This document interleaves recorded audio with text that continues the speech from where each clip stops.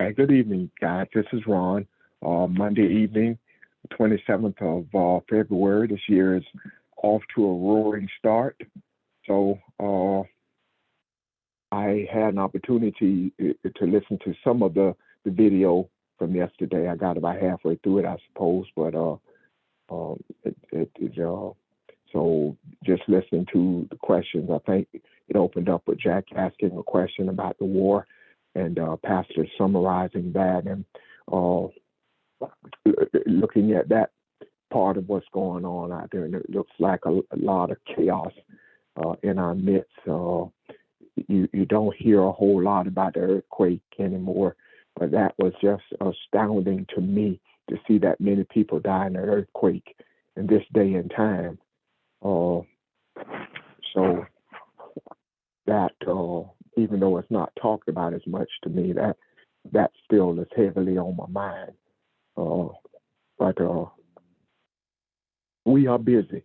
We are busy being that the bottom of the totem pole, and meaning that standing up for righteousness and what is good, and being the spiritual energy that the earth is in need of right now. So, and then you guys, Nick talked about uh, some of the things we talked about Saturday when we talked about Jesus, and so he went into that a little bit and did a great job of summarizing that. And then Pastor went into a little bit of Psalm 91, and I think that's about as far as I got. Is there anyone else that want to speak on anything that was said and done yesterday, or do you have any questions on what was said yesterday?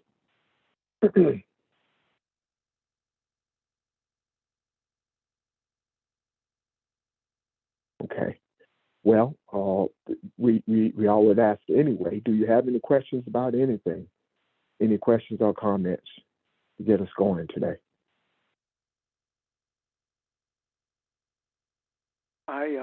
Rhonda, I'm sorry, I yield. No, go ahead. I was going to ask, did anyone see where there was a tornado in Kansas and Oklahoma? I think was it 9? Yep. Or, yeah, you saw that? I saw it. Well, I heard about it. I didn't. Yeah. Heard Okay, yeah. No, I did not. That's, Yeah. yeah. Go ahead, I'm sorry. No, I'm just saying. No, I did. I missed that. What happened? Or how bad was it? It happened last night, and the winds. I think it was one in Oklahoma. The winds were equal to a Category 3 hurricane. I think it was like 140 miles an hour. That speaks to the volatility of the earth. You remember, well, some of you I know do, but most of you probably don't. In 2011, December, during the winter solstice, we talked about mankind would not be vanquished from the earth, not on our watch, because we were willing to stand in the gap. Well, what's happening now is I equate it to that because what we are seeing, as was then, mankind was at a tipping point with its attitude towards each other. And now what I see is the earth itself is at a tipping point, and it is reflective of the acute danger that we are facing day in and day out. And why do I reference it as acute danger? It is because it is on our shoulders to bring order to this place of disorder. And the longer it takes us to get to that aha moment where we realize who we are and embrace it sincerely without having any reservations about it. And what I mean by reservations is embrace it without trying to hold on to what we say we have left behind, and that is religion itself. Embrace it without thinking, well, if I die, somebody in my family die, where we go have their funeral.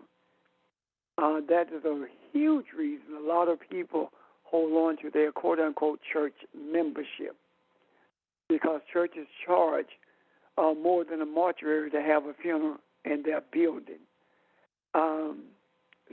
When we are sincere enough to separate ourselves from that type of spiritual ignorance and material greed, that's when we will begin to see that this earth being at a tipping point will begin to rebalance itself, because the earth responds to the powers that is destroying it, or to the powers who stand in the gap.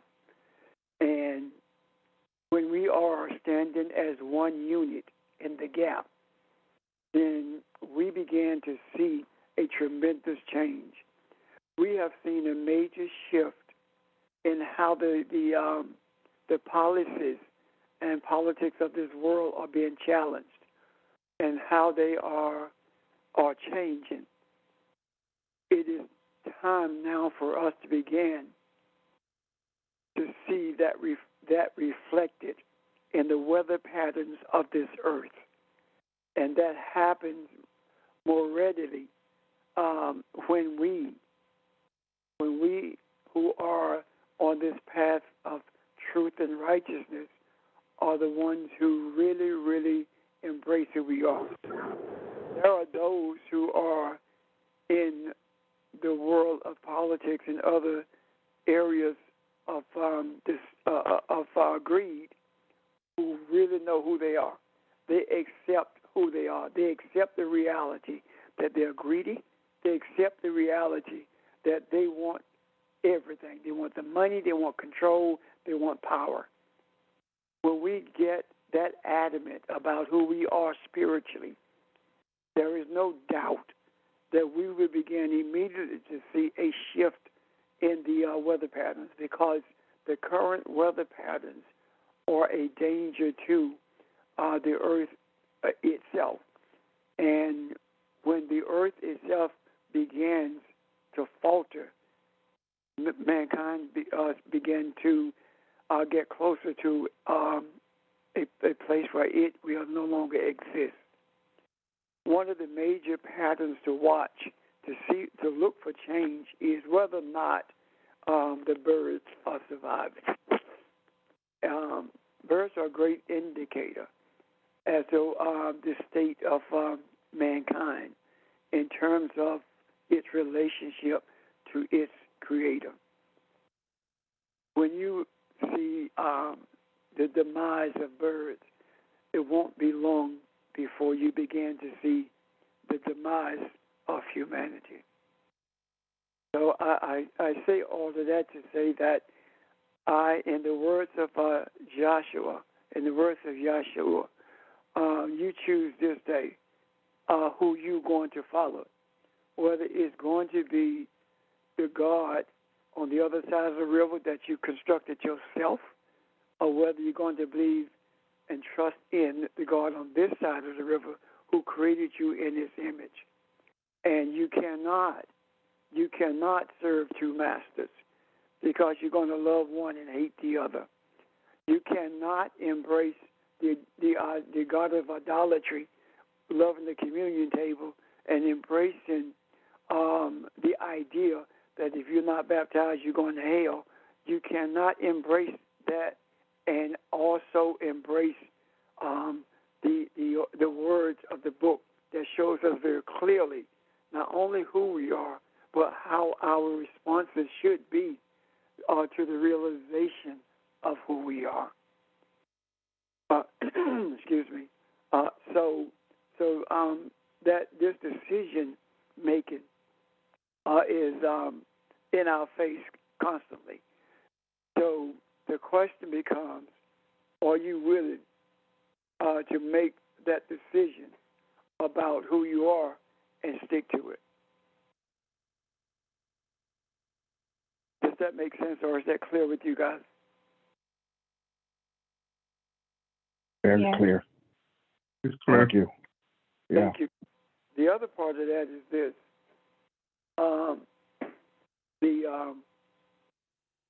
If you look at the scriptures, what you will see in the scriptures is this. There are many, many references to birds. Every time the scripture talks about he will bear you up on the wings of an eagle. Scripture talks about covering you under the wings of his protection. All of these are referencing birds, and there is always a reason for that. Always a reason for that.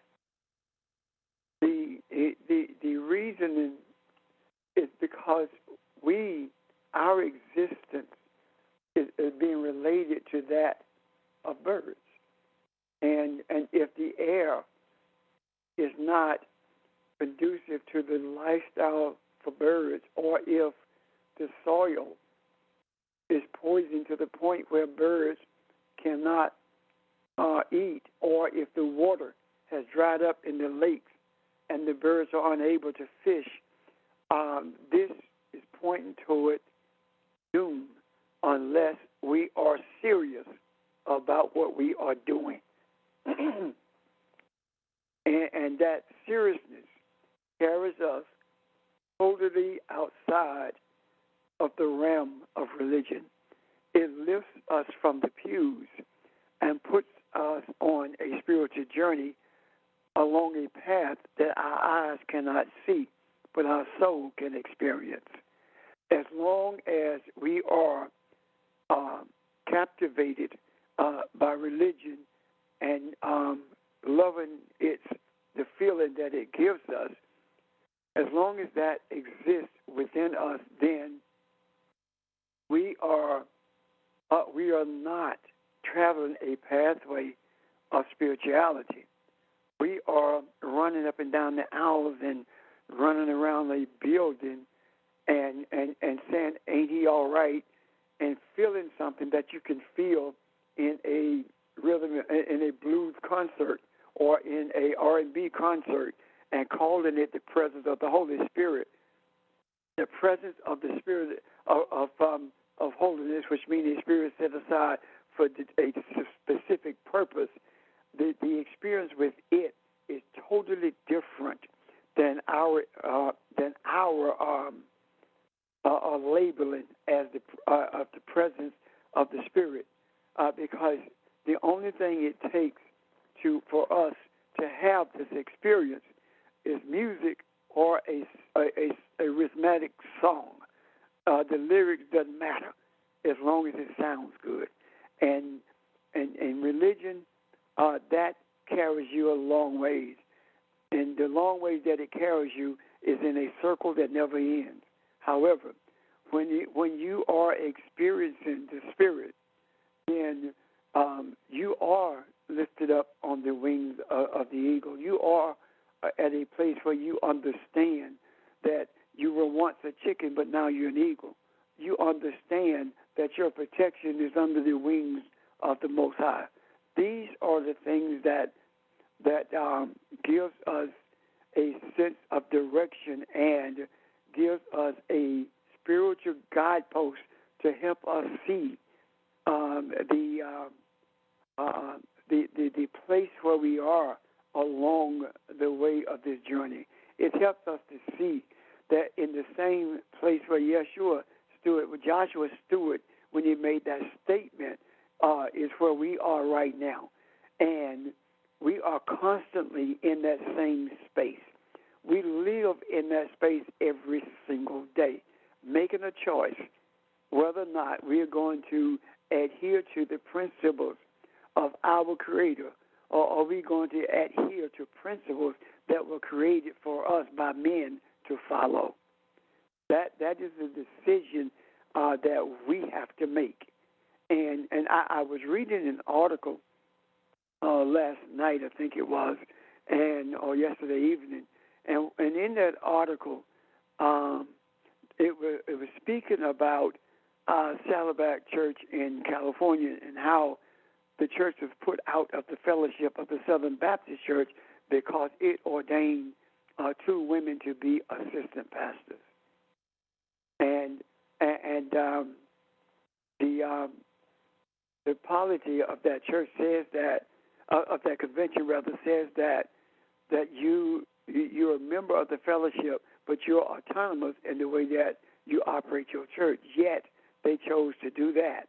So what I'm saying to you in essence is this: all religion in this country, all Christian religion in this country, all the religion that we have been exposed to in this country has its roots in the Evangelical Southern Baptist white church. Every bit of it has its roots in the white church. And at some point, we're going to have to leave those principles on the other side of the river, for real, and follow after the principles of the kingdom. We can fool ourselves all we want.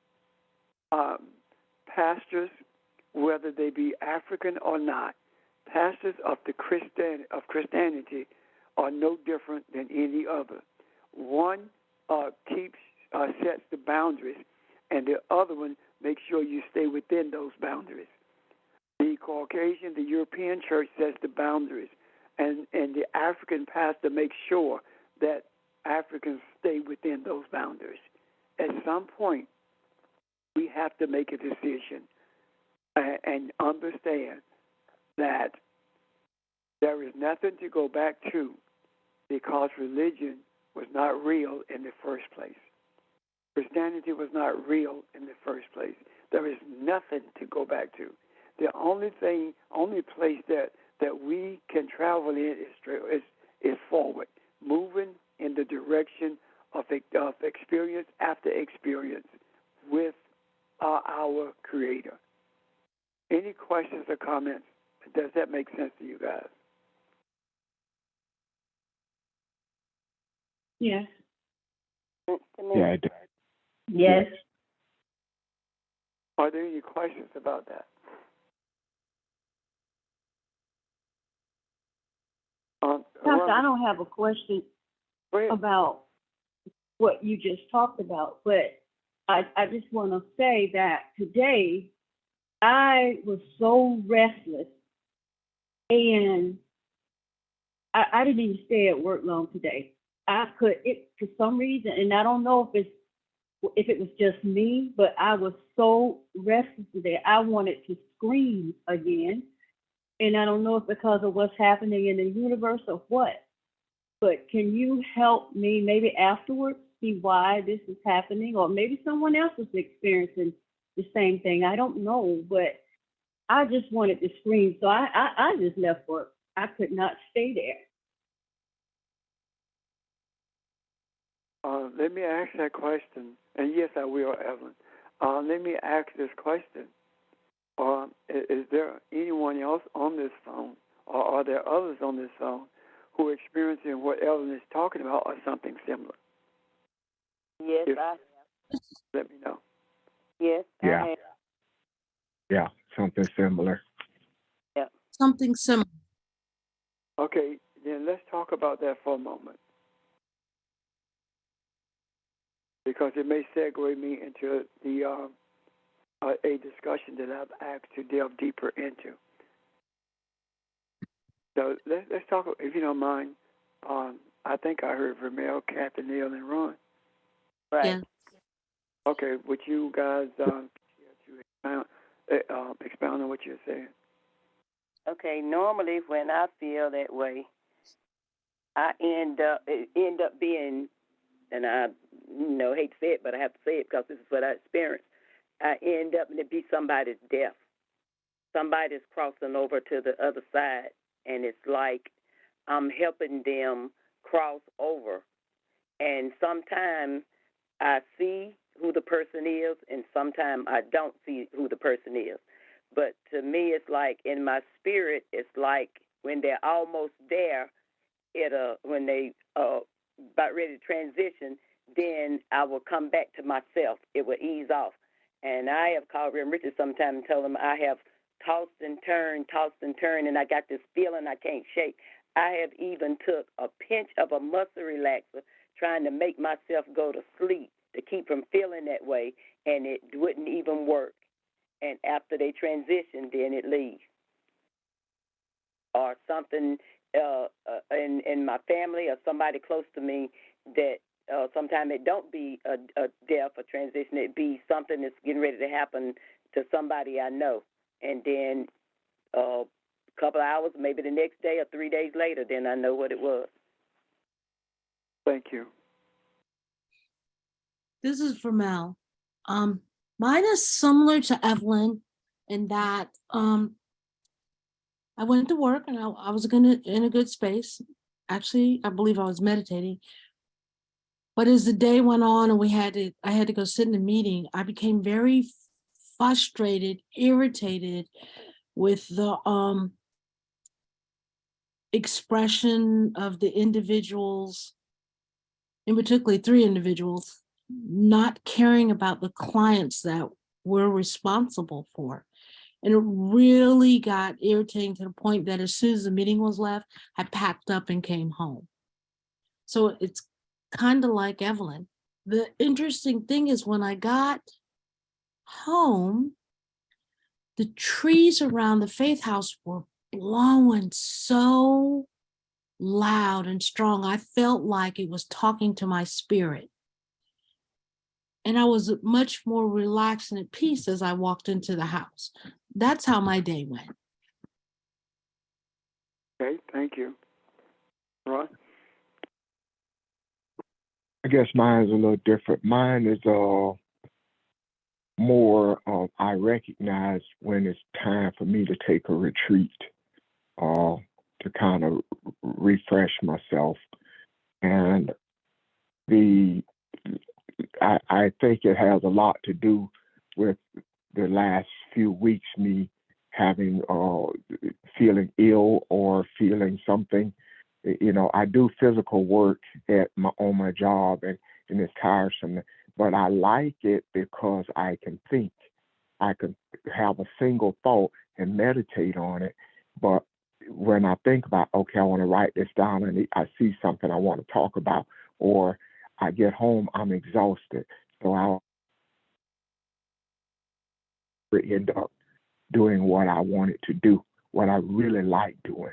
And it gets frustrating to me. So I keep going that way until I start to not feel well, I think, and something happens that makes me stop and pause. And I call it a retreat. But it just when I'm mentally at that place, I need to stop and relax for a minute. I need to separate myself from that environment. And I call it a retreat because that's what it becomes to me. I can sit and meditate and do what I want to do. And that's my place of pleasure. And I don't get it as often as I like. Thank you, sir. Is there anyone else?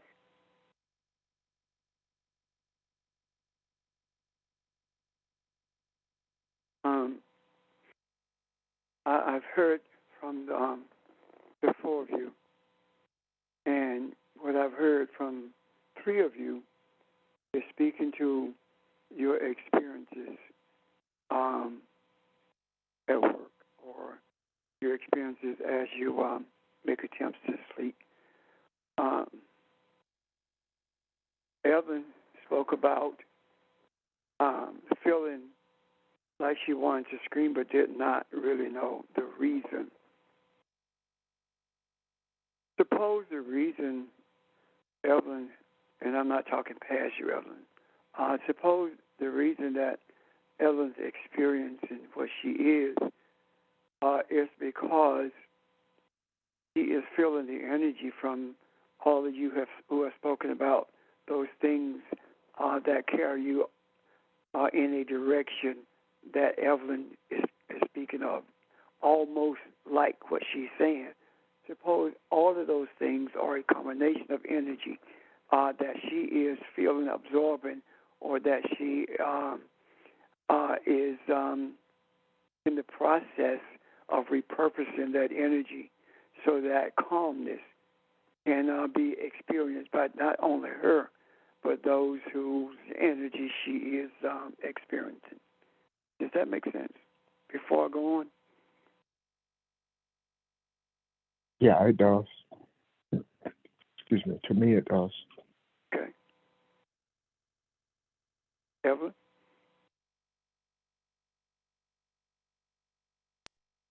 Hello? Sure, I'm here. Yes, sir. That makes sense. Okay. Now, so let's do something with this. And I'm going to go in a different direction, not a different direction, but a direction of understanding, hopefully, in a minute. Let's look at this.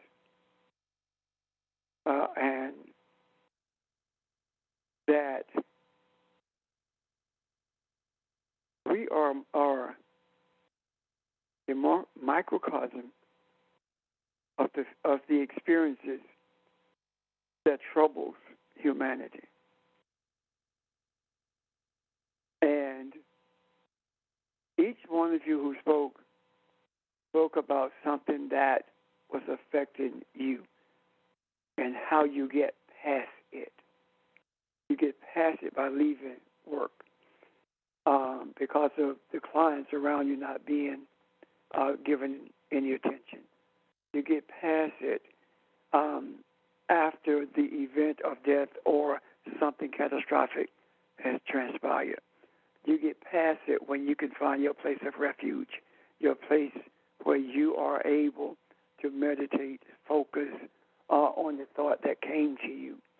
And all of these energies in one person would appear to be a type of confusion.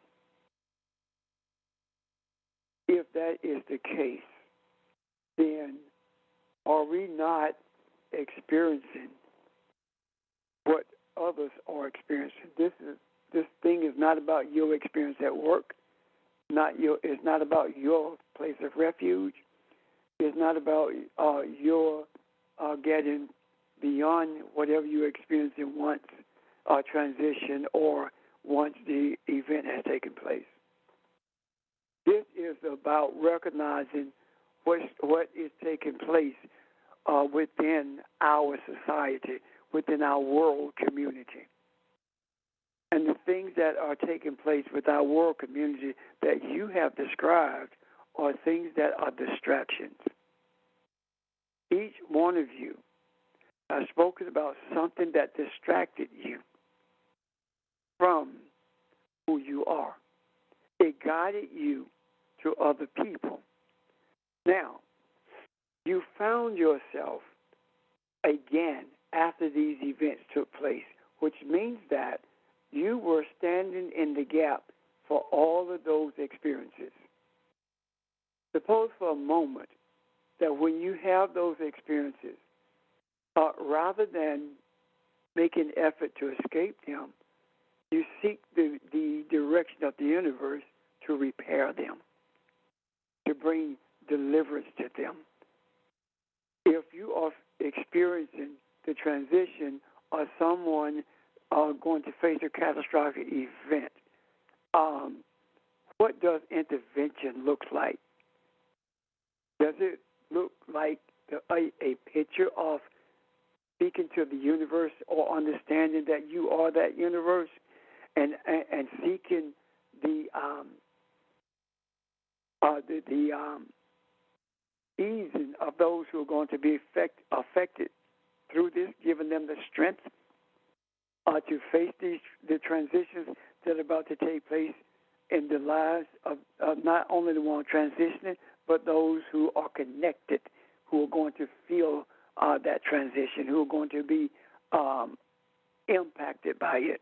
You've given them the strength to absorb that impact or the thought that you have, you are asking the universe to guide you in the methods that are necessary for you to be able to be in a meditative state regardless of where you are, and finding that your refuge is inside of you, rather you are still engaged in manual labor with that thought in your mind, and that thought becoming an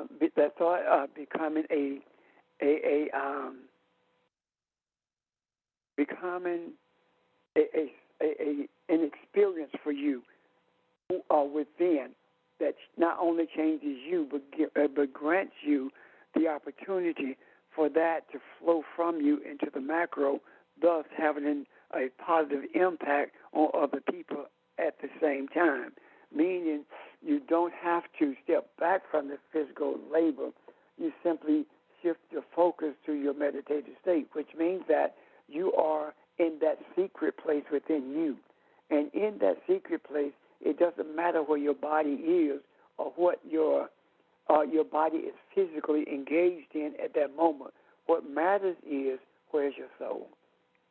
And how is your soul being guided and directed? So this would be beneficial to not just everyone in your presence, but everyone, period, humanity. And the idea of the patient not being given any attention, that is not only happening in your sphere, it's happening in multiple places at the same time. Pausing long enough to find that peace within you that will open the eyes of those who can make that change, so that the people who need the services will be given the attention that they deserve. Walking into the faith house and being at peace with it, did that change the perspective of those who were not given the care that they should have been given? So this internal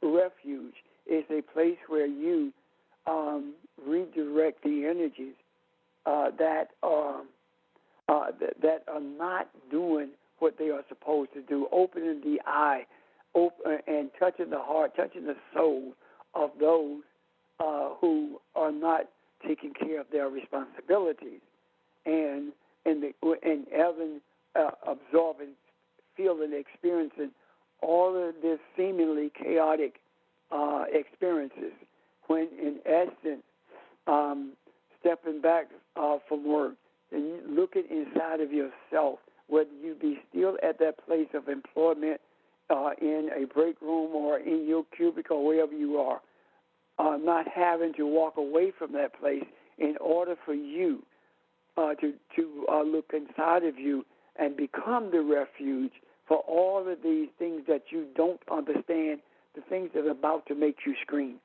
Just simply saying, I don't know what I'm experiencing individually. However, I do know that what I am experiencing has to be chaotic, because it's bringing me to a place where I feel the need to scream. I simply want to bring peace to everything that I am experiencing right now. Suppose these things were to take place within the confines of your being. Can you see how different things would be? Can you see how different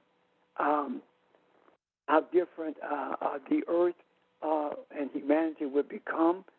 Because what we're doing, what we're explaining by talking about how we walked away from it, or how we made an attempt to remove the experience, what we're talking about is something that we have been taught by religion.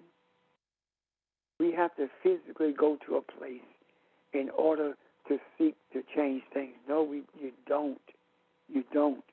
Religion tells us your secret closet is inside your room or wherever. No, you are your secret closet. And when you don't know, when you don't have the words to say, take no thought for what you are to say, because the spirit of holiness, the spirit of righteousness, the spirit that you are. The governance of the universe will give you the right words.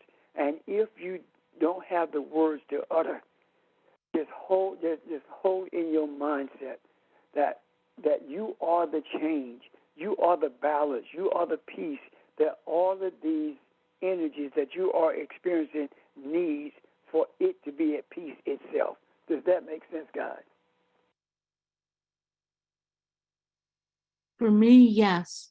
Sage, this is It what you does. mean by standing in the gap? Yes. Okay. Does that make sense to all of you? Yes, sir. Yes, it does. Okay. You asking everyone, or you just asking the one you were talking to? Everyone. Especially Yeah, it makes sense. Yeah, Charles, especially the one I was talking to, but everyone, yes. Ray, my question, when you find yourself in that predicament, and I feel like when you was talking, if we're gonna be balanced, we have to be balanced no matter where we are.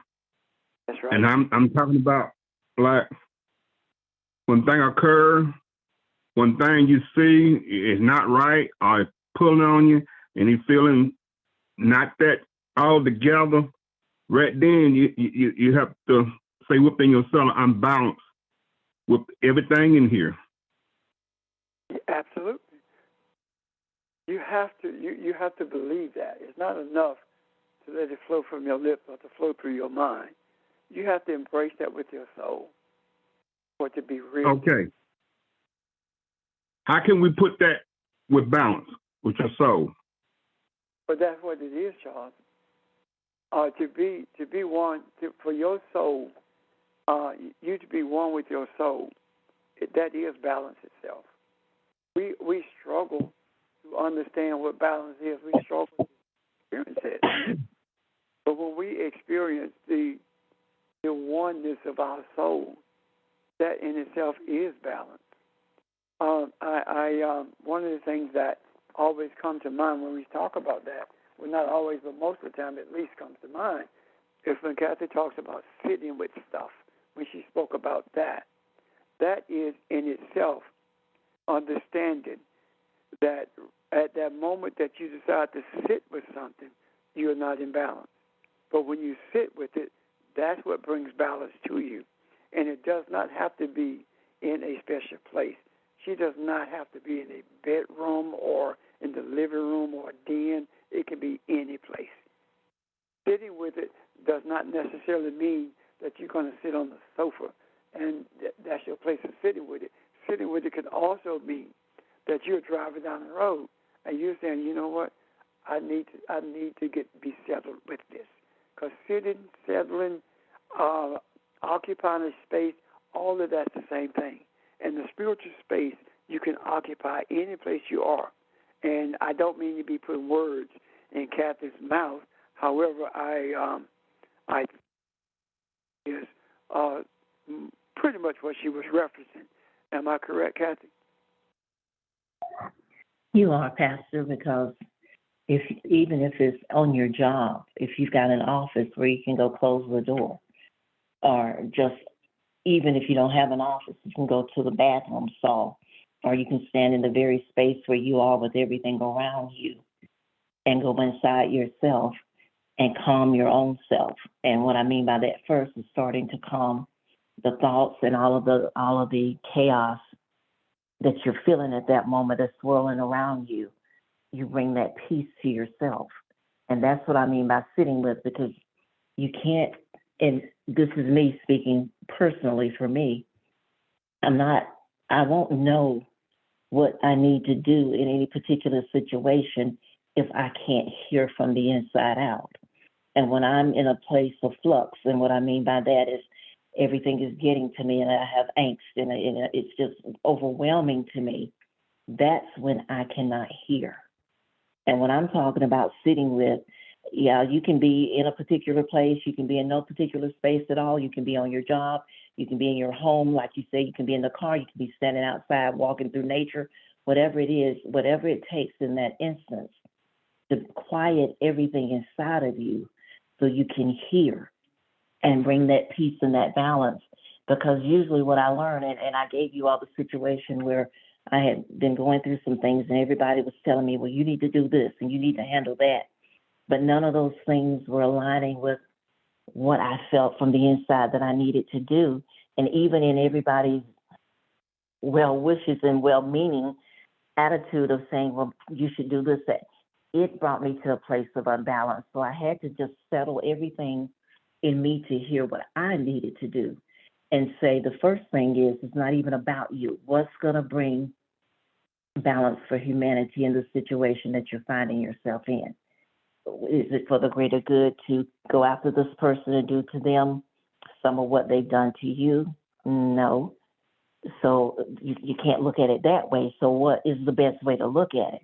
And in that example, that's when I learned to just be quiet, be still.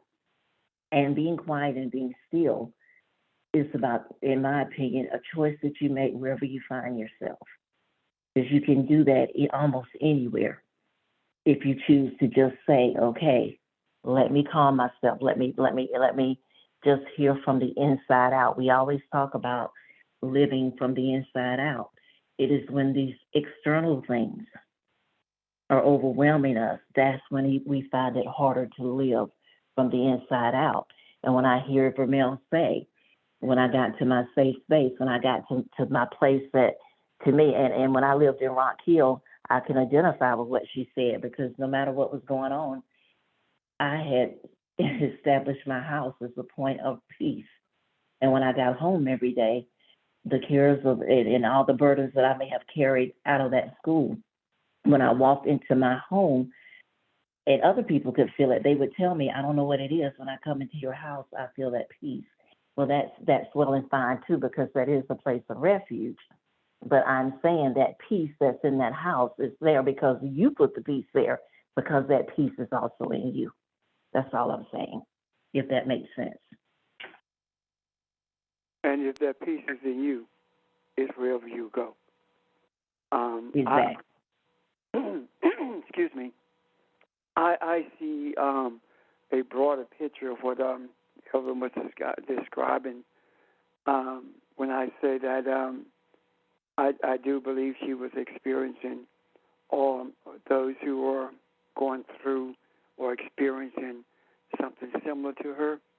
I don't believe it was limited to those who are on this phone or those who are on Zoom or the group that calls in every week. I don't think it's limited to that at all. I believe that it is not even limited to the people in the building where she works or where you work, Evelyn. I believe that those energies that you are experiencing that you cannot label are so they are so many of them. There are so many of them, and they are labeled with so many different things until there is no one thing that is about to make you scream. It is a multiplicity of things, but it is the same energy. It is the energy of confusion that people have. It's the energy of disillusionment that people have. It's the energy that people experience because of troubles within families, because of troubles within themselves. Somebody being diagnosed with congenital heart failure, or someone being diagnosed with cancer. All of these, and they've told no one. Those types of things are what you are. I do believe that you are experiencing, and in doing that, I believe that one of the major reasons that has taken place recently is because, like today, it's because we need to talk about it, and we need to talk about it. It is also a need to understand how to deal with it, how to face it, and not feel discombobulated, but get to a place where when we do experience it, we know what to do. Now, I want you to know this. I don't know anyone who had these experiences that you guys are describing and knew what to do with them without having gone through experience after experience or having someone to walk them through it so they would have some idea of what they were experiencing so that the burden of experiencing it would be much easier. And that burden of experiencing it was taking the burden from those who are going through it and bringing peace to that burden so that they could be at peace as well, even though you may not even know who you bring in peace to. Does that make sense, Evelyn? Yes, sir, it does. Okay. Any other questions? Go ahead. Yeah, Pastor, I just wanted to say I appreciate, what Kathy, mentioned in terms of just being able to deal with, adversity or challenges that we all face. And what came to my heart was basically looking at how do we surrender to stillness and just being able to meditate or just being able to not just by what we hear by words, but what I'm receiving is being able to picture, Kathy, in terms of being in a meditative state or being in a vibration or energy where it's not even by her words. It's by the energy and the vibration that we're hearing right now. I think another example, in my opinion, Pastor, is yourself when it comes to how do we deal with living in the world, but not being of it that we get emotional, but we're able to surrender to stillness of just knowing how to bring that peace and calm, to our intuitive state. So I just think that, again, we know that there's words that we read, we know that there's words that we hear, but I can actually visualize, in terms of what Kathy was saying, I can visualize her going to that sacred place or again, being still and knowing that I am Elohim. So I think that, again, I hear it in my spirit, but I can visualize it too, if that, have any, comfort to anyone. So I just wanted to share those thoughts. I'm done.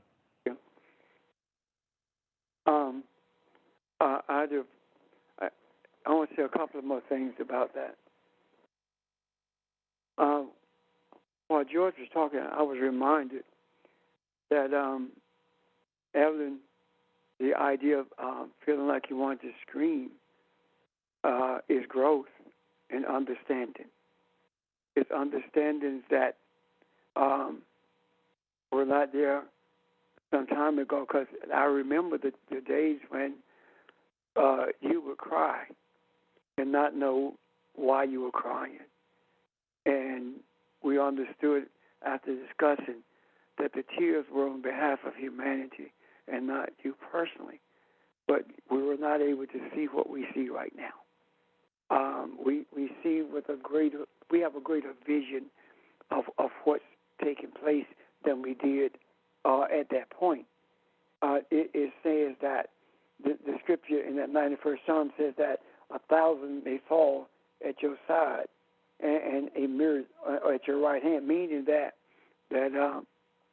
all of these things, all of these points of confusion, all of the pain of those around you will come nigh unto you, but it will not affect you, and it doesn't mean that you won't have empathy, that it doesn't mean that you won't shed tears, it doesn't mean that you won't feel like screaming. What it means is that it will not overcome you, it will not bombard you, it will not destroy you, it will not weaken you, it shall not come nigh unto thee, meaning that it will not change who you are. It will not alter the course of your journey because you are in the secret place of the Most High, because you are being guarded by the wings of the Most High, because the one who is is the protector and producer of everything is the one who is protecting you. And because you are experiencing all of these things, but it will not alter you, that simply means that you are no different to those those experiences that are about to make you scream. You are no different to them than the Creator is to you. The Creator is a covering for you, so these things won't overtake you. And you are a covering for those who are going through these experiences. And that goes also to the others of you who spoke about how you are or what you've experienced during the course of your life or this week. You are a covering. I think the question becomes how do we experience being this covering and not being like, I don't know what to do with this.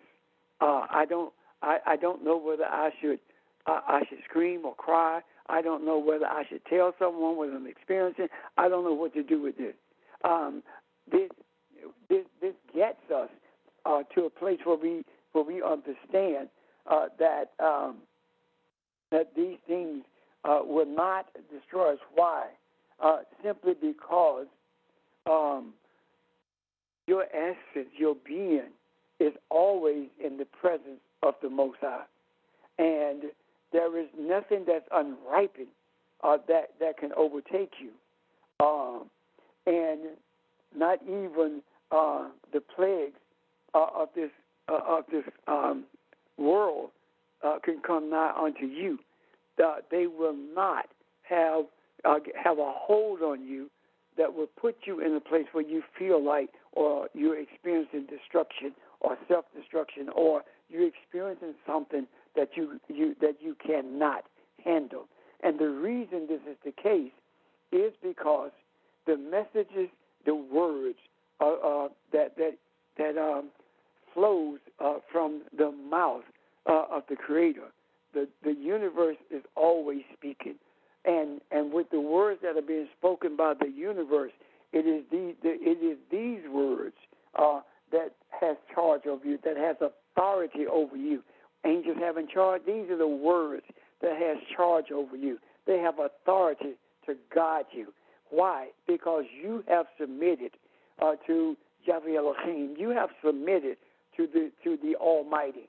And because of your submitting to the Almighty, you have come to realize that you and the universe are no different. You are the same.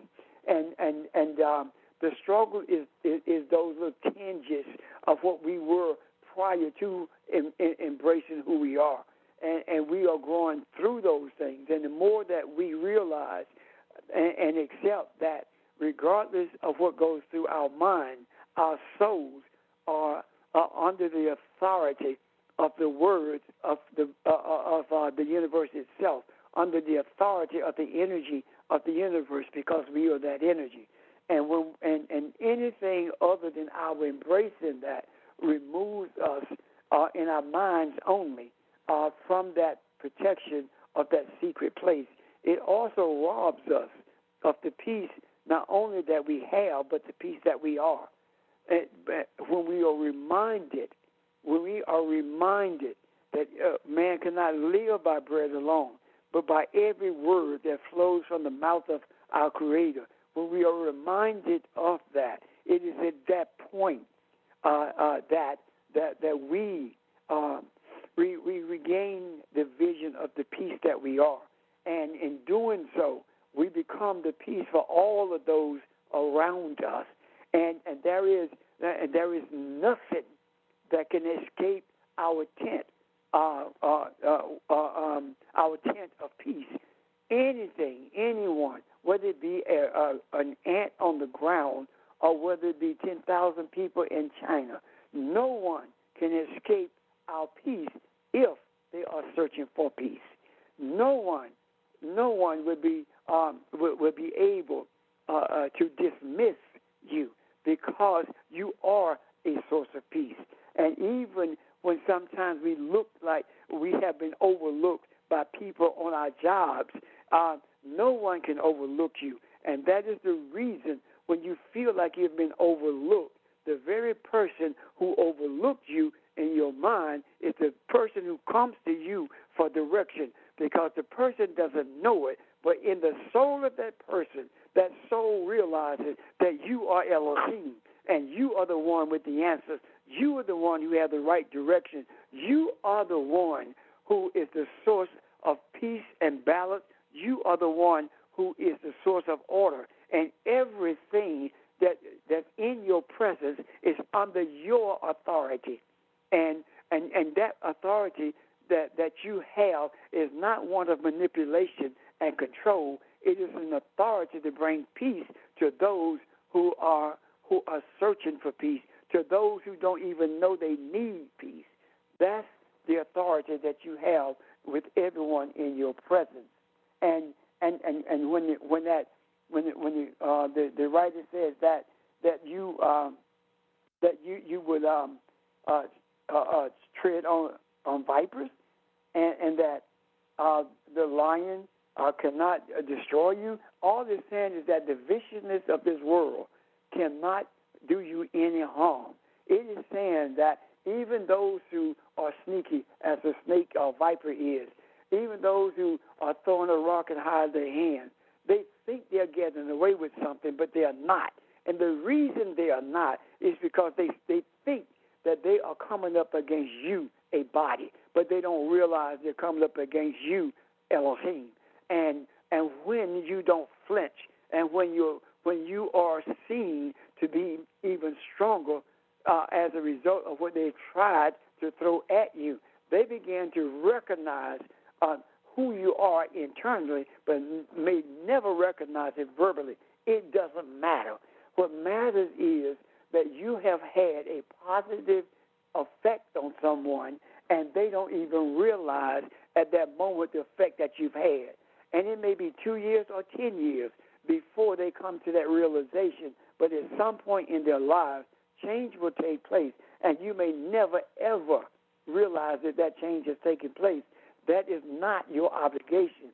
The obligation is to be that peace, to be that source of balance and understanding, to be that source of wisdom. And that is why when you speak, others listen, because you think that you're just speaking some words to encourage someone, when in actuality, you are translating wisdom for them. And the wisdom that you are translating for them but not only brings them to a place of understanding, it also brings them to a place of peace. And that way they can become a place of peace for other people, because you can cool believe that those words of wisdom that you utter, they are spoken again by those who they have been spoken to. And that's how we, on a continuous basis, influence humanity, not only by putting things in the macro, but by our individually putting things in the ears of those around us and putting them in their eyesight by the way we respond to those things which were supposed to create a negative atmosphere around you. Does that make sense?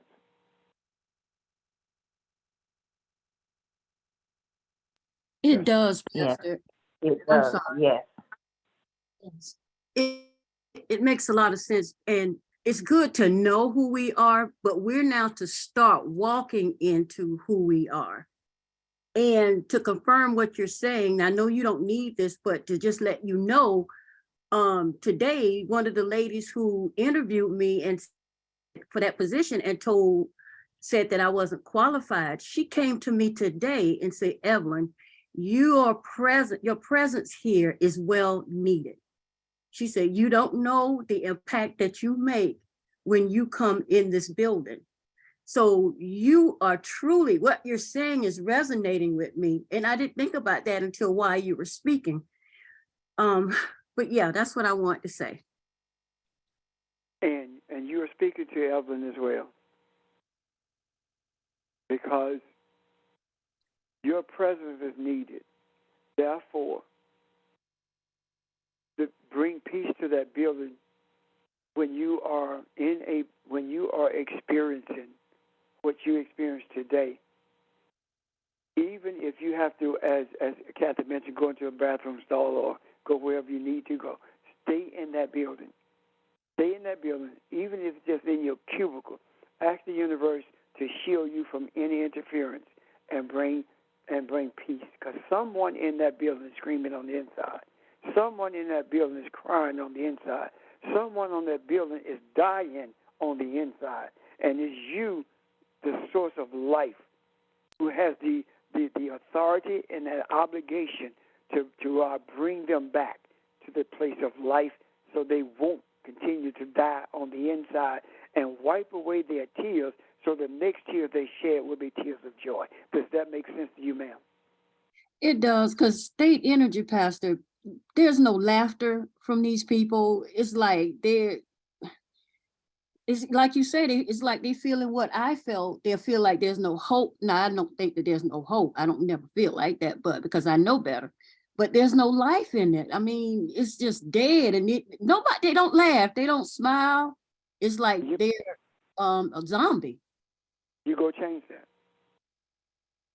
You are going to change that beginning tomorrow. I find it very difficult. Evelyn, the physical woman, is difficult to be around without laughter. And Evelyn, who knows who she is, will never be in a place from this day forward where there is not laughter, where there is not life. I'm saying that emphatically. Do you embrace that? Yes, sir, I do. Thank you. Yes, ma'am. And to all of us, I want to say, where this scripture gets into the place of where it says, where God is speaking and saying, I will deliver him, meaning I will deliver the one who's hidden in my secret place. That's who you are. You are to deliver those who you have charge over. Those who, if you are Elohim, then that secret place is you also. And the deliverance from them not knowing who they are is incumbent upon you. And you don't have to do that by quoting scripture. You do that with your loving kindness. You do that with your desires. You do that with the expressions on your face. You do that with your responses, regardless of whether they are intended to be negative, positive, or otherwise. That's how you bring that about. Because you are with anyone who is in distress. That is your obligation. Elohim is always with those who are in distress, and Elohim will always be the one who will bring honor to those who have brought dishonor to themselves or dishonor or attempted to bring dishonor to you. You will always bring honor to them. You will never condemn them for their ignorance. You will never condemn them for what they say about you or to you, because they only do it out of ignorance. If they really knew who you are, they would not say those things. If they really knew who they were crucified, they would not do it. If they really knew who they are dealing with, they would be sitting at your feet for wisdom as opposed to trying to dehumanize you. You are the source that they have been looking for. They just don't know it. And you be that source. And one day, they will have a serendipitous experience. They will come in that office. They will come in that place. They will come into that building. They will come into your life looking for the person that they thought you were, and they will see who you really are. And that will be their serendipitous experience.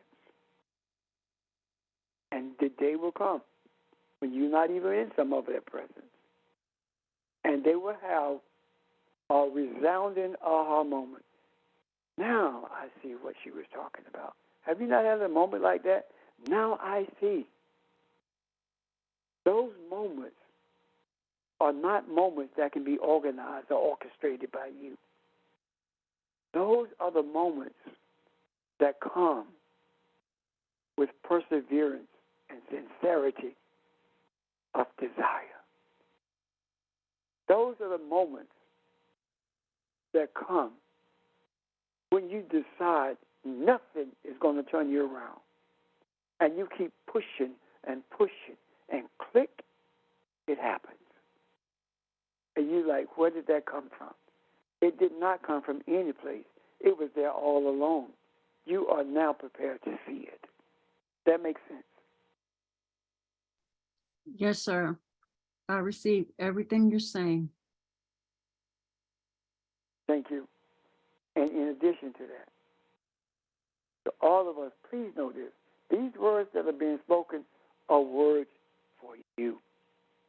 These words were written so we would not have a reason to fear anything. There is no excuse to be afraid. There is no excuse to remain in a place of discomfort. There is no excuse for that. Because when you realize during those periods when you can't take care of yourself, you're being taken care of. During those periods when you have lost your way, you're being carried the right way. During those periods when you can't even think straight, those thoughts are being placed inside of you. When you feel like you can't think, there is someone thinking for you. There is someone guiding you. And that someone who's guiding you is Elohim. And the one who is being guided are the thoughts of your mind that have been infiltrated with the filth of this world, that have been infiltrated with the greed of this world, that have been infiltrated with the desire for destruction. When those thoughts enter, they are being brought to a place of purification, not extrication, but purification by the Creator. If you extricate those thoughts, they go to someone else. If you purify those thoughts, they no longer exist in a form of impurity. Does that make sense?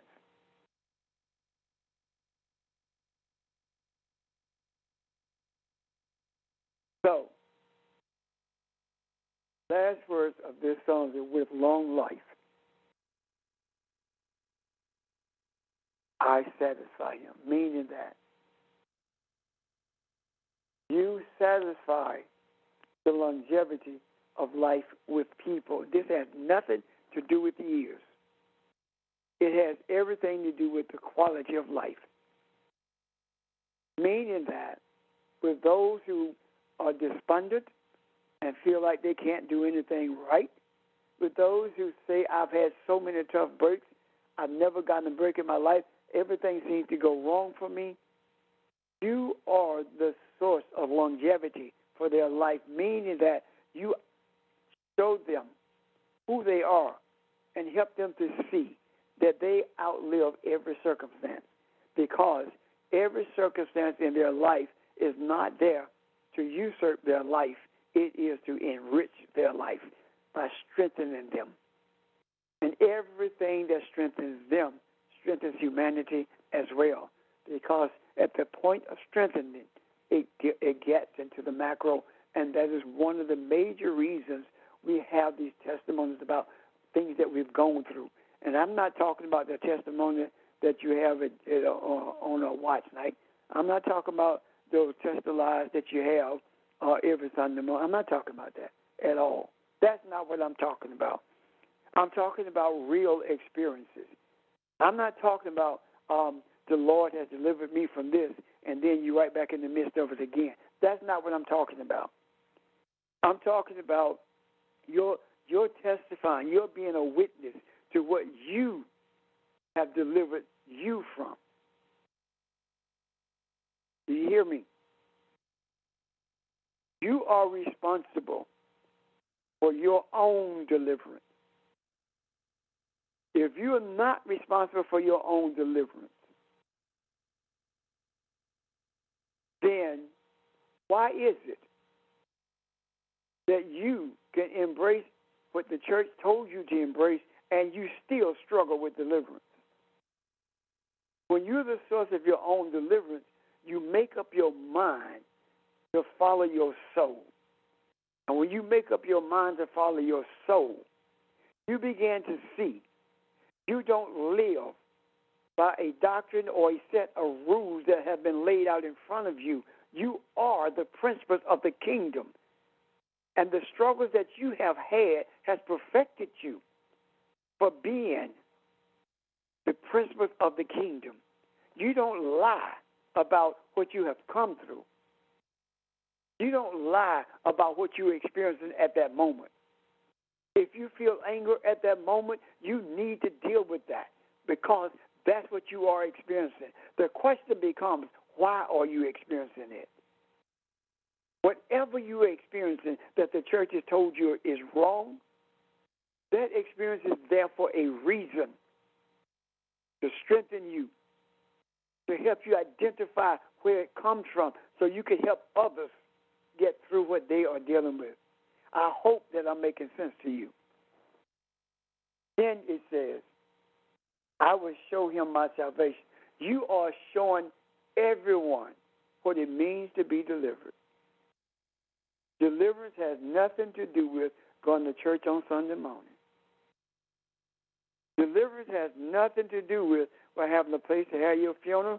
Deliverance has nothing to do with on that great getting up morning, I'm going to be with Jesus. It has nothing to do with that at all. If you cannot be delivered from unrightness in this earth, there is no deliverance for you in this earth. You have to have a desire to be ripened in this earth. And by ripened, I mean you have to have a desire to be functional on behalf of humanity rather than dysfunctional. When you are functional on behalf of humanity, you become that secret place that humanity is searching for. When you are functional for humanity, then you are providing a shadow of righteousness for humanity to find shelter. When you are functional, you are the one who guides humanity through the pestilence in the land, meaning all of the pitfalls that have been set for humanity in the land. You guide them through it. When you are not functional, you are the problem. You are the pestilence. You are the pitfall. You are the ensnarement when you are not functional. And if religion is not functional, then it means that it is a trap. It is a pitfall. So be very cautious about how you identify yourself and who you identify yourself with. Be very cautious. You can't say things simply because that's what people want to hear. I am a very spiritual man. I don't live under the shelter of Christianity because it's not a shelter. Christianity is the valley of dry bones, and they never find life till spirituality grows on them. They begin to see living under shelter of Christianity killed me. Put me in a valley where I could not survive. When Spirit brought me to my senses and lift me up on a mountaintop where I could see who I am and deliver others, valley of death. Any questions are coming?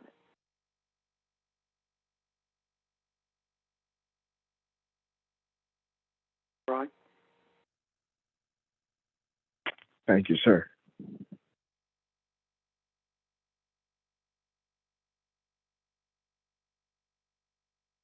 Anyone? Anything? Questions, comments?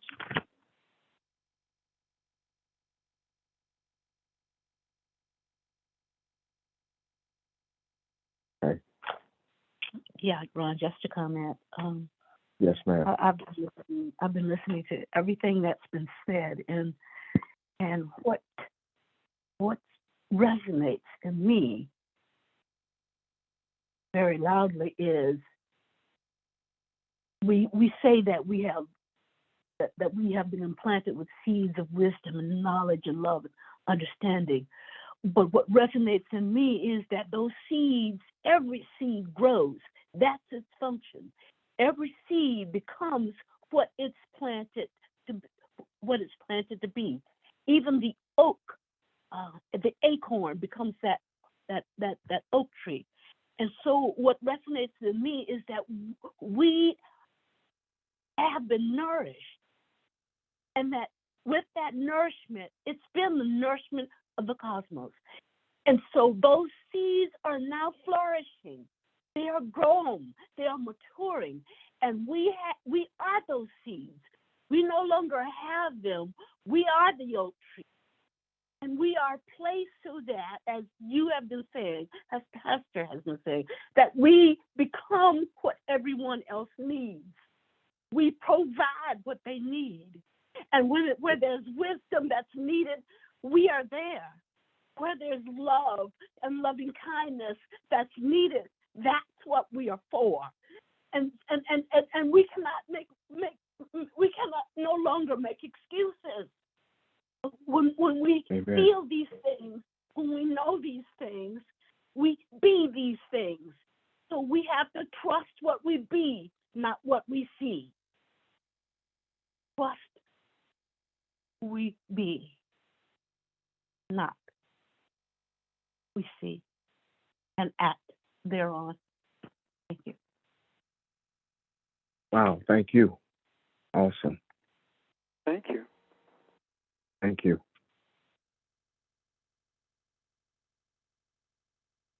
If there are questions or comments, I think this is a good place to stop. It is.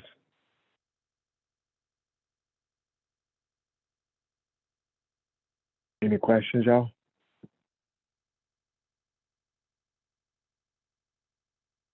Good place to stop and ponder. I like this. Yes. Well, it's Monday evening, and I appreciate the wisdom that has been spoken, the wisdom in the questions and the answers. I thank you guys for the comfort and the peace that I feel right now, and I will ride this rhythm this week and ponder these words, and I thank you for that. And let us be each other's strength. Look forward to seeing you Saturday morning. Thanks again. Thank Thank you. You. Thank you. Thank you. Goodbye, everyone. Bye. Thank you. Bye. Everybody.